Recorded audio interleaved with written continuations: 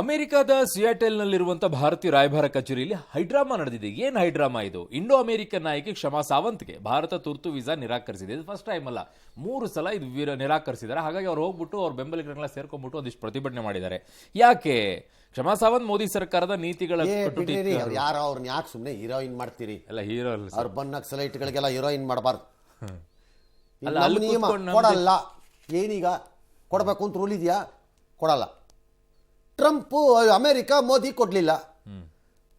ಬೇಡ, ಇಲ್ಲಿ ನಮ್ಮಲ್ಲೇ ನಮ್ಮ ಫ್ರೆಂಡ್ಸ್ ಎಲ್ಲ ವೀಸಾಗ ಹೋಗ್ತಾರೆ ಅಮೆರಿಕಾಗೆ. ಅದು ಏನು ಪ್ರವಾಸಿ ವೀಸಾಗ ಹೋಗ್ತಾರೆ. ಹೌದು, ರಿಜೆಕ್ಟೆಡ್ ಕಳಿಸ್ತಾರೆ. ಯಾಕೆಂದ್ರೆ ಉತ್ತರನೂ ಕೊಡಲ್ಲ. ನಿನ್ನೆ ಕಾಲಿಗೆ ಯಾಕಪ್ಪ ಕೋಳ ಹಾಕದೆ ಅಂದ್ರೆ ಉತ್ತರನೂ ಕೊಡಲ್ಲ ಅಂತಾರೆ.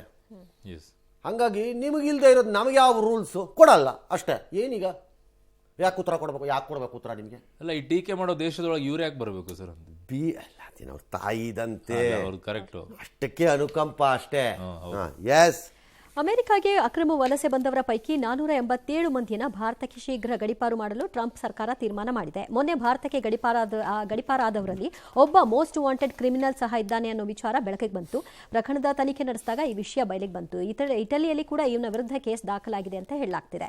ಇನ್ನು 104 ಭಾರತೀಯರನ್ನ ಗಡೀಪಾರು ಮಾಡಲು $1 ಮಿಲಿಯನ್ ಹೆಚ್ಚು ಹಣವನ್ನು ಅಮೆರಿಕ ಖರ್ಚು ಮಾಡಿದೆ ಎನ್ನಲಾಗ್ತಾ ಇದೆ. ಅಂದ ಹಾಗೆ ಕಳೆದ 15 ವರ್ಷದಲ್ಲಿ 15,756 ಮಂದಿಯನ್ನ ಹೀಗೆ ಅಕ್ರಮ ವಲಸಿಗರನ್ನ ವಾಪಸ್ ಕಳಿಸಿದ್ದಾರೆ. ಒಟ್ಟಾರೆ ಇಂಡಿಯಾಗ ಒಂದು 20-25 ಸಾವಿರ ಜನ ಈ ರೀತಿ ಬರ್ಬೋದು ಅಂತಿದ್ದಾರೆ.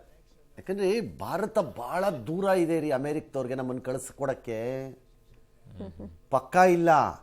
ಯಾರು ಆ ಟ್ರಂಪ್ಗಿನ್ನೂ ಹೇಳ್ಕೊಟ್ಟಿಲ್ಲ. ನಾವು ಹೇಳ್ಕೊಡ್ಬೇಕೋ ಇಲ್ವೋ ಗೊತ್ತಿಲ್ಲ.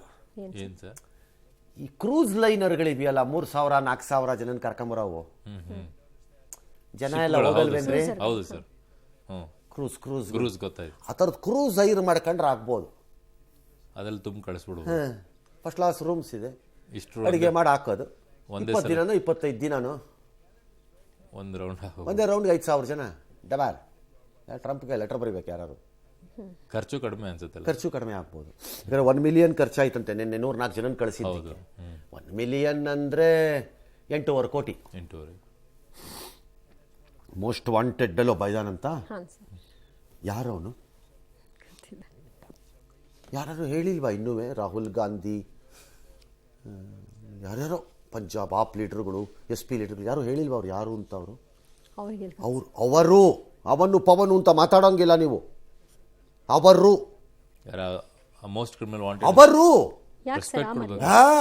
ಚೆನ್ನಾಗಿದೆ. ಅವರು ಸಾಧ್ಯ ಆದ್ರೆ ಮೋದಿ ಸರ್ಕಾರ ಕತ್ತೆ ಕಾಯ್ತಾ ಇದ್ದೀರಾ? ಒಂದು ಪದ್ಮಶ್ರೀ ಕೊಡಕ್ಕಾಗ್ಲಿಲ್ಲ. ಮತ್ತೆ ಅವರು ಫ್ರೀಡಮ್ ಫೈಟರ್ ಅಲ್ಲ ಅವನು? ಯಾವ್ದ್ರಲ್ಲ ಓದ್ತಾ ಇದ್ದೆ ಕೂತ್ಕೊಂಡು. ಅವ್ನು ಬೆಟ್ಟ ಹತ್ಬಿಟ್ನಂತೆ, ಅವ್ನು ಯಾವನೋ ಒಬ್ಬ. ಕಣಿವೆ ಇಳಿದು ಬಿಟ್ನಂತೆ ಅವ್ನು ಯಾವನೋ ಒಬ್ಬ. ನದಿ ದಾಟ್ಬಿಟ್ನಂತೆ, ಕಷ್ಟಪಟ್ಬಿಟ್ಟಂತೆ. ಅಯ್ಯೋ ಮಂಗ ತಗೊಂಬಂದು ಕೋತಿ ಕಷ್ಟಪಟ್ಟು ಅದಾಗಿ ಇವ್ರು ಕರ್ಕೊಂಡ್ಬಂದ್ಬಿಟ್ಟು ಅರೆಸ್ಟ್ ಮಾಡಿ ಒಳಗೆ ಹಾಕ್ಬಿಟ್ರಂತೆ. ಅವನು ಯಾವನೋ ಅವನು ಬರ್ದವನದನ್ನ. ಎಸ್. ಇನ್ನು ಅಮೆರಿಕ ಚೀನಾ ನಡುವಿನ ವಾಣಿಜ್ಯ ಯುದ್ಧ ಜಪಾನ್ನಲ್ಲಿ ಕಾಲ್ತುಳಿತಕ್ಕೆ ಕಾರಣವಾಗಿದೆ. ಹೇಗೆ? ಸೊ ಇತ್ತೀಚೆಗೆ ಟೆಕ್ ದಿಗ್ಗಜ ಸಂಸ್ಥೆ ಎನ್ವಿಡಿಯಾ ಅತ್ಯಾಧುನಿಕ ಜಿಫೋರ್ಸ್ RTX 50 ಗ್ರಾಫಿಕ್ಸ್ ಕಾರ್ಡ್ಗಳನ್ನ ರಿಲೀಸ್ ಮಾಡ್ತು. ಇದನ್ನು ಖರೀದಿ ಮಾಡಕ್ಕೆ ಅಂತ ಟೋಕಿಯೋದಲ್ಲಿ ಒಂದು ಔಟ್ಲೆಟ್ ಅನ್ನ ಓಪನ್ ಮಾಡಿದ್ರು. ಅಯ್ಯೋ ಕೇಳ್ತೀರಾ, ಚೀನಿಯರು ಸಿಕ್ಕಾಪಟ್ಟೆ ಹೋಗಿ ಸೇರ್ಕೊಂಡ್ರು. ಈ ವೇಳೆ ನೂರಾಯ್ತು, ಕಾಲ್ ತುಳಿತ ಆಯ್ತು, ಹಲವರು ಗಾಯಗೊಂಡ್ರು, ಪೀಠೋಪಕರಣಗಳೆಲ್ಲ ಹಾನಿಯಾಗಿ ಹೋಯ್ತು. ಡೀಪ್ ಸೀಕ್ ಇದೆಯಲ್ಲ, ಹಾ ಸರ್, ಅದು ಹೇಗೆ ಮಾಡಿದ್ರು ಅಂದಿದ್ದಕ್ಕೆ ಒಂದು ಉತ್ತರ ಬಂದಿದೆ. 10,000ಕ್ಕೂ ಚಿಲ್ಲರೆ ಎಕ್ಸಸ್ ಅಲ್ಲಿ ಎನ್ವಿಡಿಯಾದೇ ಚಿಪ್ಗಳನ್ನು ಅಮಾಸ್ ಮಾಡ್ಕೊಂಡಿದ್ರು ಅವರು ಚೈನಾನಲ್ಲಿ ಅಂತ. ಓಕೆ, ಹಂಗಾಗಿ ಇಲ್ಲಿ ಚೈನೀಸ್ ಹೋಗಿದಾರಲ್ಲ ಅವರು ಅದೇ ಇರಬೇಕು, ತಗೊಂಡು ಅಲ್ಲಿ ಕಳಿಸ್ಕೊಡಕ್ಕೆ. ಮೋಸ್ಟ್ಲಿ ಎನ್ವಿಡಿಯಾದೇ ಲೋಯರ್ ಕೆಪಾಸಿಟಿ ಚಿಪ್ಸ್ನ ಅಲ್ಲಿಗೆ ಅಮಾಸ್ ಮಾಡಿ ಅದರಲ್ಲೇ ಮಾಡಿರೋದವರು ಅಂತ ಒಂದು ಬಂತಪ್ಪ ಎಲ್ಲೋ. ಅದೇನೋ ನೋಡ್ಕೊಳ್ಳೋಣ ಬಿಡಿ. ಆಮೇಲೆ ಈ ಮಧ್ಯೆ ಟ್ರಂಪ್ ICC ಇಂಟರ್ನ್ಯಾಷನಲ್ ಕೋರ್ಟಿಂದ ಆಚೆ ಬಂದಿದ್ದಾರೆ.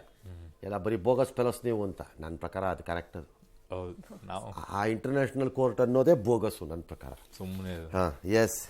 ಶಕ್ತಿ ಯೋಜನೆಯಿಂದ ಸಾರಿಗೆ ಇಲಾಖೆ ಆದಾಯ ವೃದ್ಧಿ ಆಯಿತು ಅಂತ ಸರ್ಕಾರ ಹೇಳುತ್ತೆ. ಆದರೆ ಇಲ್ಲಿ ನೋಡಿ,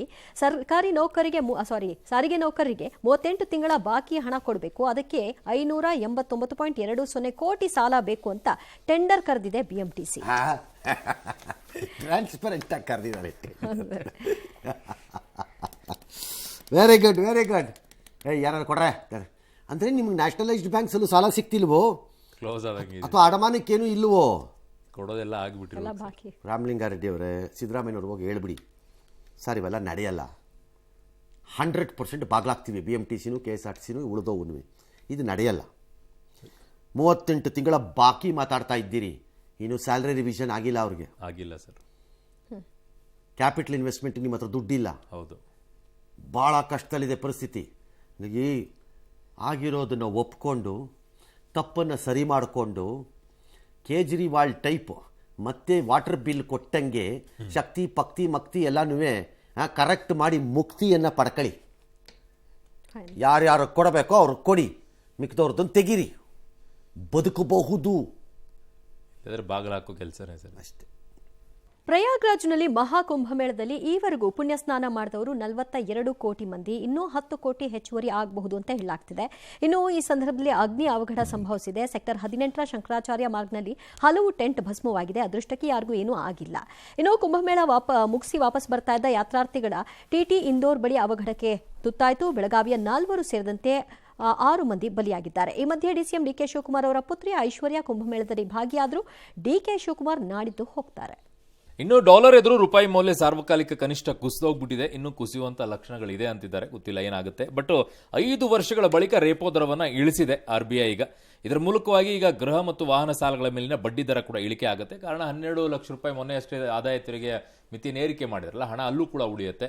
ಆ ಮೂಲಕವಾಗಿ ಒಂದಿಷ್ಟು ಎಕ್ಸ್ಪೆಂಡಿಷನ್ ಖರ್ಚು ಮಾಡಲಿ ಜನ ಅಂತ ಹೇಳಿ ಆ ಲೆಕ್ಕಕ್ಕೆ ಬಂದು ತಲುಪ್ದಂಗಿದೆ. ಇನ್ನು 2035ರ ಹೊತ್ತಿಗೆ ತನ್ನದೇ ಆದ ಬಾಹ್ಯಾಕಾಶ ನಿಲ್ದಾಣದ ಕನಸು ಹೊಂದಿರುವಂತಹ ಇಸ್ರೋ ಇದಕ್ಕಾಗಿ ಡಾಕಿಂಗ್ ಅನ್ಡಾಕಿಂಗ್ ಪ್ರಯೋಗದಲ್ಲಿ ತೊಡಗಿದೆ. ನಿಮ್ಗೆ ಮೊನ್ನೆ ಅಷ್ಟೇ ಹೇಳ್ತಾ ಇದ್ವಿ, ಅದನ್ನ ಜೋಡಿಸುವಂತ ಕೆಲಸ ಆಯಿತು. ನನ್ನ ಎಕ್ಸಾಂಪಲ್ ಕೂಡ ಕೊಟ್ಟಿದೆ, ರೈಲು ಬೋಗಿಗಳನ್ನ ಜೋಡಿಸೋ ರೀತಿಯಲ್ಲಿ. ಹಾಗೆ ಇವಾಗ 2 ಉಪಗ್ರಹಗಳನ್ನು ಜೋಡಿಸಿದ್ದಾರೆ. ಅದು ಬರೀ ಎಕ್ಸ್ಪೆರಿಮೆಂಟಿಗೆ ಅಷ್ಟೇ ಇದ್ದಿದ್ದು, ಬಟ್ ಅದನ್ನ ವಾಪಸ್ ತೆಗಿಯಕ್ಕಾಗ್ತಿಲ್ಲ. ಆ ಸಮಸ್ಯೆ ಈಗ ಕಾಡ್ತಾ ಇದೆ ಅವರಿಗೆ. ಗೊತ್ತಿಲ್ಲ ಮುಂದೆ ಯಾವ ರೀತಿಯಾಗಿ ಅದನ್ನ ತಂತ್ರಾಂಶಗಳ ಇನ್ನೂ ಬೆಳವಣಿಗೆ ಮಾಡ್ತಾರೆ ಅಂತ ಹೇಳಿ. ಬಟ್ ಅನ್ಡಾಕಿಂಗ್ ಆಗಬೇಕಾಗಿದೆ, ಅದು ಡಾಕಿಂಗ್ ಆಗಿದೆ ಈಗ, ಬಟ್ ಅನ್ಡಾಕಿಂಗ್ ಆಗ್ತಾ ಇಲ್ಲ ಇನ್ನು.